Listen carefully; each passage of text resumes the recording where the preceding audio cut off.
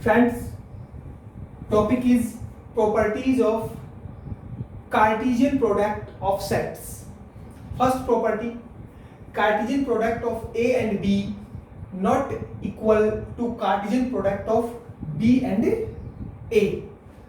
Second property, Cartesian product of A and B, A cross B equals B cross A, Cartesian product of B and A, if and only if A equals B. आइए इन properties को example से verify करते हैं। Late ए एक set जिसमें दो element -1 और 1, B एक सेट जिसमें दो एलिमेंट 0 और 2। Therefore A cross B, Cartesian product of A and B, उन सब ऑर्डर्ड पेयर्स का सेट जिनका पहला एलिमेंट सेट ए से और दूसरा एलिमेंट सेट बी से आएगा। -1 0, -1 2, 1 0 1 2।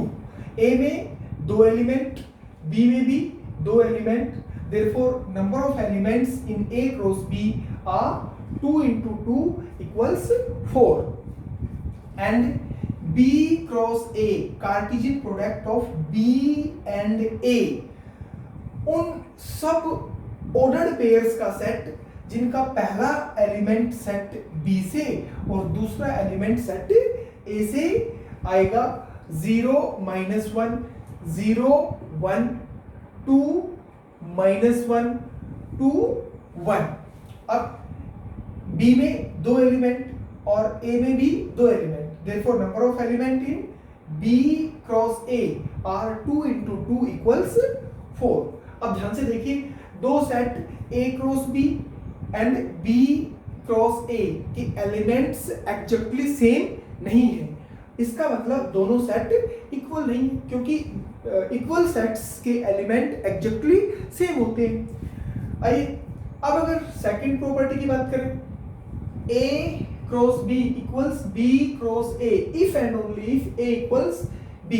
अगर A और B बराबर हुए then A cross B और B cross A इक्वल ही होंगे, और अगर A cross B और B cross A इक्वल हुए then A और B इक्वल होंगे। अब हम A cross A फाइंड करते हैं, Cartesian product of A and A, उन सब ऑर्डर्ड पेयर्स का सेट जिनका पहला एलिमेंट भी A से आए और दूसरा एलिमेंट भी A से आए। -1 -1 -1 1 1 -1 1 1। A में दो element, so A cross A में 2 into 2 equals 4 एलिमेंट। अब ध्यान से देखिए, A क्रॉस A दोनों ही सेट इक्वल है। अब किसी को आगे लिखो, किसी को पीछे लिखो, कोई फर्क ही नहीं पड़ता। कहने का मतलब किसी को पहले लिखो, किसी को बाद में लिखो, कोई फर्क ही नहीं पड़ता। इसका मतलब A cross B equals B cross A if and only if A equals B। आइए प्रॉपर्टी नंबर थर्ड की तरफ बढ़ते हैं।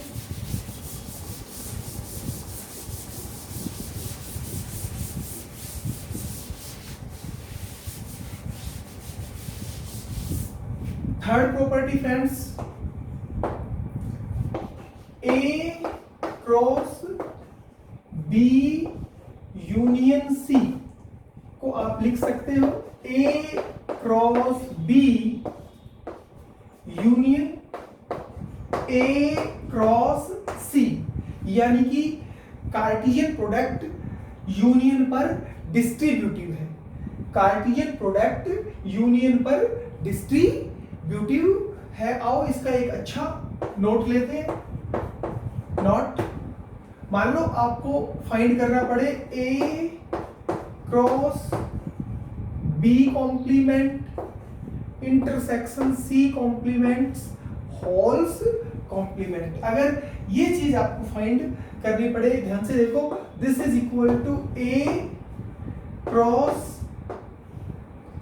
इस पर डिमॉर्गन्स लॉ का यूज करिए, B complement intersection C complement को आप लिख सकते हो बी यूनियन सी कॉम्प्लीमेंट, और फिर हॉल्स कॉम्प्लीमेंट, फिर पूरे का कॉम्प्लीमेंट। देखिए डिमॉर्गन्स लॉ से हमने B complement intersection C complement को लिखा बी यूनियन सी कॉम्प्लीमेंट, और फिर सारे का complement.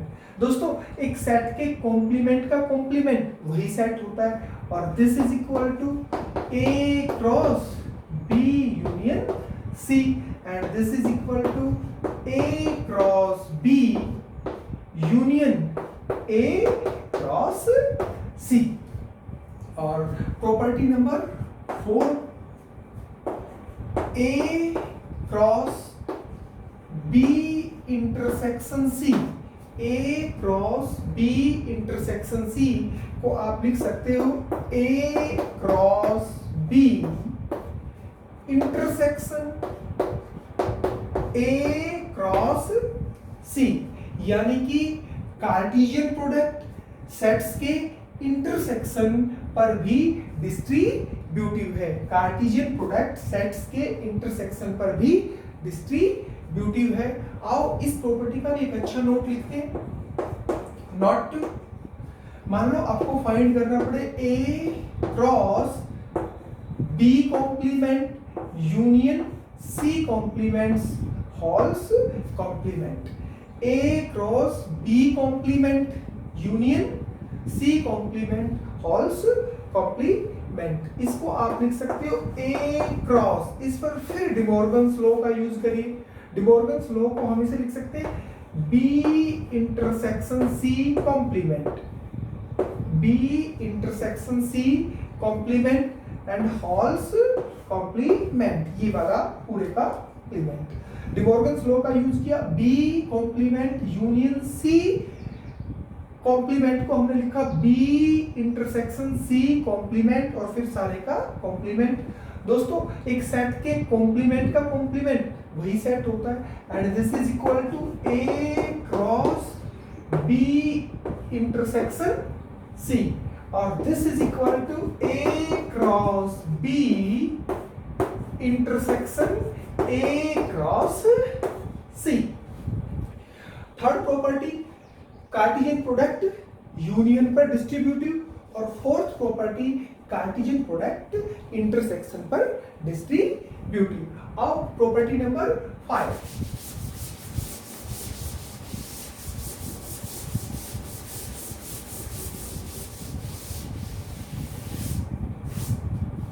Property number 5, A cross B minus C को आप लिख सकते हो A cross B minus A cross C, यानी कि कार्टेशियन प्रोडक्ट सेट्स के डिफरेंस पर भी डिस्ट्रीब्यूटिव है। अब इस प्रॉपर्टी को एक एग्जांपल से वेरीफाई करते हैं। फॉर एग्जांपल लेट ए एक सेट जिसके एलिमेंट 1 एंड 2, दो एलिमेंट 1 और 2, बी एक सेट जिसमें एलिमेंट 2 एंड 3, और सी एक सेट जिसमें एलिमेंट 3 और 4। या हमने 3 सेट लिए ए बी एंड सी। और नाउ आप सबसे पहले फाइंड करते हैं b माइनस सी, फिर b माइनस सी का कार्टेशियन प्रोडक्ट करेंगे a के साथ। या और this is equal to b minus C, b minus C, उन b के उन एलिमेंट्स का सेट जो c में नहीं है, यानी कि b में से c के एलिमेंट्स आपको हटाने पड़ेंगे, और दिस इज रहा आपका केवल 2, क्यों 3 हट गया, वो C में है। B माइनस सी, B के उन एलिमेंट्स का सेट जो C में नहीं है, और वो है केवल 2, 3 हट गया क्योंकि वो C में है। और देयरफॉर आइए अब हम कार्टेशियन प्रोडक्ट निकालते हैं A और B माइनस सी का, A क्रॉस B माइनस सी का कार्टेशियन प्रोडक्ट। और दिस इज इक्वल टू ए में कितने एलिमेंट, 2 एलिमेंट, और बी माइनस सी में केवल एक एलिमेंट। सो इस कार्टेशियन प्रोडक्ट में एलिमेंट होंगे 2 × 1 इक्वल्स 2, और सारे ऑर्डर्ड पेयर्स वो सारे ऑर्डर्ड पेयर्स होंगे जिनका पहला एलिमेंट ए से आएगा और दूसरा एलिमेंट बी माइनस सी से आएगा। This is the set of all ordered pairs such that first element comes from A and second element of the ordered pair comes from B minus C, and this is पहला element A से 1 2, दूसरा 2 2, दूसरा ordered pair 2 2, and this is the Cartesian product of A and B minus C। केवल 2 element, क्योंकि A में 2 element है, B minus C में 1 element है, सो इनकी कार्टेशियन प्रोडक्ट में 2 × 1 2 ही एलिमेंट होंगे। आइए नाउ अब फाइंड करते हैं लेफ्ट हैंड साइड को। उसके लिए सबसे पहले A क्रॉस B फाइंड करना होगा। Cartesian product of A and B उन ऑर्डर्ड पेयर्स का सेट है जिनका पहला एलिमेंट सेट A से आएगा और दूसरा एलिमेंट सेट B से आएगा। आइए लिखते हैं A 1 और B, ये रहा 1 2 1 3 2 2 and 2 3। A में 2 एलिमेंट, B में 2 element, therefore number of element in A cross B equals 2 × 2 4। अब फाइंड करते हैं and A cross C। A cross C उन सभी ऑर्डर्ड पेयर्स का सेट जिनका पहला एलिमेंट सेट A से आएगा और दूसरा एलिमेंट सेट B से आएगा। आइए A 1 के साथ C में 3 1 3 और 1 4, फिर 2 3 and 2 4। This is A cross C। A में 2 एलिमेंट, C में 2 element, so A cross C में 2 × 2 4 एलिमेंट्स। एंड नाउ हम फाइंड करेंगे A cross B minus A cross C। A cross B minus A cross C, यानी कि A cross B के उन elements का सेट जो A क्रॉस C में नहीं है। A क्रॉस B के वो एलिमेंट्स आएंगे जो A क्रॉस C में नहीं है। सब चेक करिए ध्यान से, 1 2 आएगा क्योंकि वो इस सेट में नहीं है, 1 2, और दूसरा एलिमेंट आएगा केवल 2 2, क्योंकि 2 2 इसमें नहीं है, 1 3 हट गया क्योंकि वो A क्रॉस C में है, और 2 3 भी हट गया क्योंकि वो A क्रॉस C में है। और देयरफॉर आपने प्रूव किया A क्रॉस, अपने एक एग्जांपल से वेरीफाई किया है, A cross B minus C equals A cross B minus A cross C। या देख लीजिए A cross B minus C और A cross B minus A cross C दोनों सेट्स इक्वल है। आइए प्रॉपर्टी नंबर 6,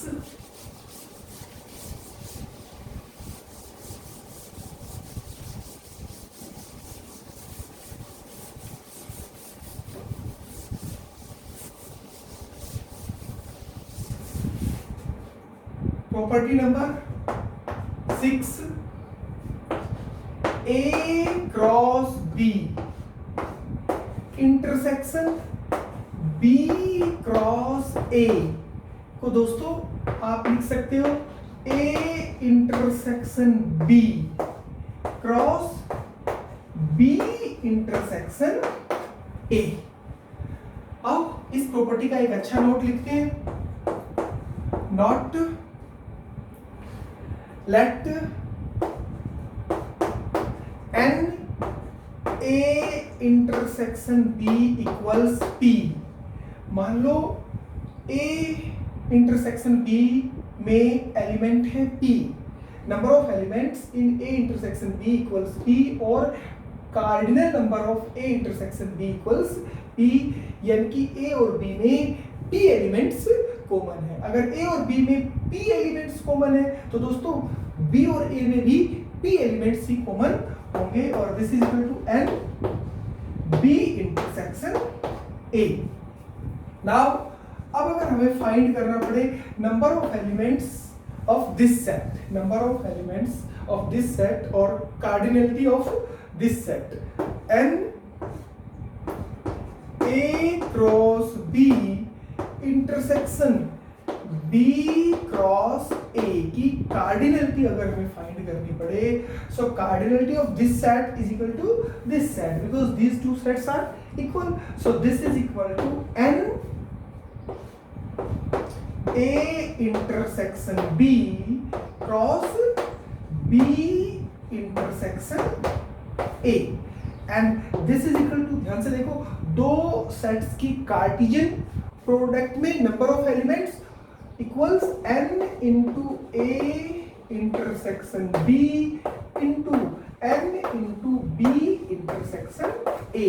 दो सेट्स की कार्टेशियन प्रोडक्ट में नंबर ऑफ एलिमेंट होंगे, number of elements in A intersection B into number of elements in B intersection A and this is equal to friends P, ये P है and this is also P and this is equal to P square. अगर दो सेट्स A और B में P एलिमेंट्स common है यानी कि उनके इंटरसेक्शन की कार्डिनलिटी P है, then number of elements in A cross B intersection B cross A equals P square. दोस्तों ये बात हुई प्रॉपर्टीज की। आओ अब कुछ प्रॉब्लम्स को डिस्कस करते हैं। 6 important properties of Cartesian product of sets. अब डिस्कस करते हैं कुछ प्रॉब्लम्स को। अब पहली प्रॉब्लम लेता हूं। Let A is subset of C and B is subset of D। आपको प्रूव करना है, prove A cross B is subset of C cross D। अगर A C का सबसेट है और B D का सबसेट है तो आपको प्रूव करना है A Cartesian product of A and B is subset of Cartesian product of C and D। आओ प्रूफ करते हैं। प्रूफ के लिए हमें इस सेट का सबसेट प्रूव करना है। A क्रॉस B को सबसेट प्रूव करना है C क्रॉस D का।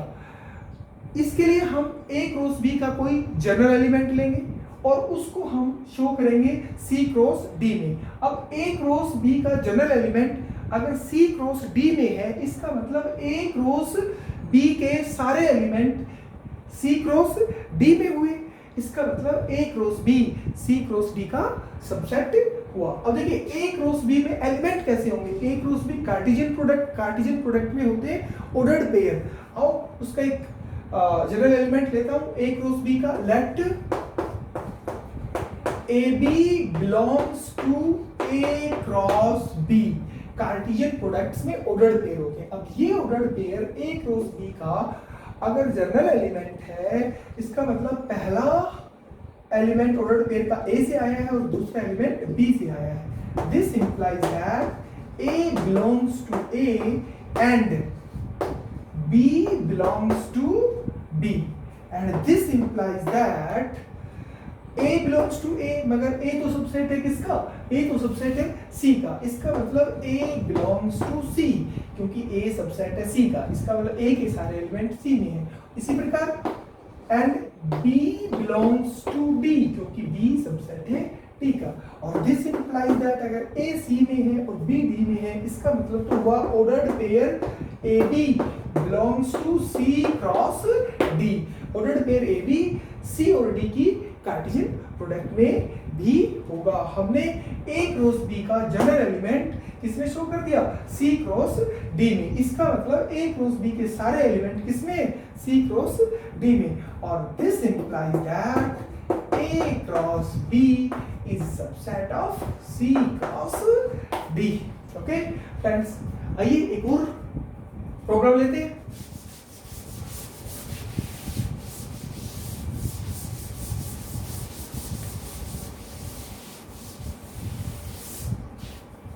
Second problem, let n A cross B equals 6। मान लो आपको दो सेट्स की कार्टेशियन प्रोडक्ट में 6 एलिमेंट दिए हैं, ये बताया गया है। A और B की कार्टेशियन प्रोडक्ट में 6 एलिमेंट है। एंड और एक चीज और बताई गई है, इस कार्टेशियन प्रोडक्ट A और B में 6 एलिमेंट्स हैं, उनमें से 3 एलिमेंट्स आपको दिए हुए हैं 1 3 2 5 2 5 3 3 belongs to A cross B। Question क्या है, ये बताया गया है कि A क्रॉस B में 6 एलिमेंट है, उन 6 में से 3 एलिमेंट ये है। कहता है बाकी के बचे हुए 3 एलिमेंट फाइंड करिए। A क्रॉस B में 6 एलिमेंट दिए हुए हैं, उन 6 में से 3 एलिमेंट आपको बताए गए हैं। अब आपसे पूछा ये जाएगा कि बचे हुए 3 एलिमेंट फाइंड करिए, find the other 3 elements of A cross B। अब ध्यान से देखिए, n A क्रॉस B क्या होता है, n A into n B। अब n A into n B 6 है, ये कब होगा, कब हो सकता है, मान लो अगर A में 1 एलिमेंट हुआ तो B में होंगे 6, A में एलिमेंट हुआ 1 तो B में होंगे 6, ये होगा 6। बोलो, एक सिचुएशन ये हो सकती है। दूसरी सिचुएशन A में एलिमेंट हो 2 और B में हो 3, दैट इट इज 6। दूसरी सिचुएशन ये हो सकती है। तीसरी सिचुएशन A में 3 एलिमेंट हो और B में 2 एलिमेंट हो, that it is number of elements in A cross B equal 6। चौथी सिचुएशन हो सकती है A में 6 एलिमेंट हो और इसमें B में 1 हो, दैट्स 6। इन 4 सिचुएशंस में से कोई एक सिचुएशन बन सकती है। मगर आप ध्यान से देखिए, 3 एलिमेंट आपको दे रखे हैं, 3 एलिमेंट A क्रॉस B के हैं। इसका मतलब सभी तीनों ऑर्डर्ड पेयर्स का पहला एलिमेंट A से आया है, 1 2 3। इसका मतलब A के हमारे पास 3 एलिमेंट मिल रहे हैं, और देखो दूसरा एलिमेंट B से आया और B के हमें 2 एलिमेंट मिल रहे हैं, 3 5 3। 3 2 बार आया है तो 2 एलिमेंट मिल रहे हैं, 3 और 5। इसका मतलब हो ना हो ये सिचुएशन बनती है, A में 3 एलिमेंट है और B में 2 एलिमेंट है, और देयरफॉर सेट A हुआ आपका 1 2 3 और सेट B हुआ दोस्तों 3 5। 3 2 बार आया, एक बार ही लिखा जाएगा, तो सेट B में 2 एलिमेंट हुए और सेट A में 3 एलिमेंट। और देयरफॉर अगर इस सिचुएशन में हम फाइंड करें A cross B, that will be A cross B उन सब ऑर्डर्ड पेयर्स का सेट जिनका पहला एलिमेंट A से आए और दूसरा एलिमेंट B से आए। ये होगा 1 3 1 5 2 3 2 5 3 3 और 3 5।